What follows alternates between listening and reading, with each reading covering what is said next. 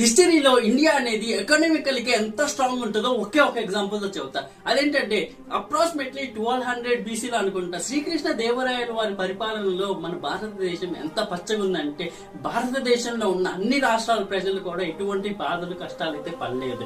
అయితే మనం ఇప్పుడు చూస్తున్న ఎంతో రేర్ గా దొరికే డైమండ్స్ అనేది ఆ రోజుల్లో ఎలా ఉంటాయో తెలుసా? వెండర్స్, వీధిలో ఉండే వెండర్స్ అనేది వజ్రాలు బండి మీద పోగేసి మరి అమ్ముతుంటారు కేజీల లెక్క.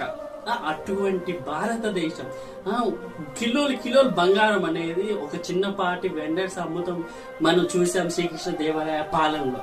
మరి ఆల్మోస్ట్ భూప్రపంచం స్టార్ట్ అయిన దగ్గర నుంచి 1200 వరకు ఉన్న భారతదేశపు ఎకానమీ ఇవన్నీ ఎక్కడికి వెళ్ళాయి?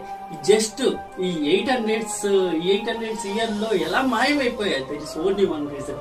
మొఘల్స్ వచ్చారు, ఇండియన్ నాశనం చేస్తారు. ఆ తర్వాత వచ్చారు బ్రిటిష్ వాళ్ళు మన దగ్గర నుంచి దోచుకోనంటూ ఏమీ లేదు, ప్రతిదీ దోచుకున్నారు. అదే ఒకవేళ అటువంటి రోజులు కనుక ఉంటే ఇండియా ఎకనామికల్ గా వరల్డ్ లోని అంత చిక్కని స్థాయిలో ఉండేదన్నమాట. This is the strongest leader పరిపాలన ఎవరంటే హిస్టరీలో శ్రీకృష్ణ దేవరాయలు వారు.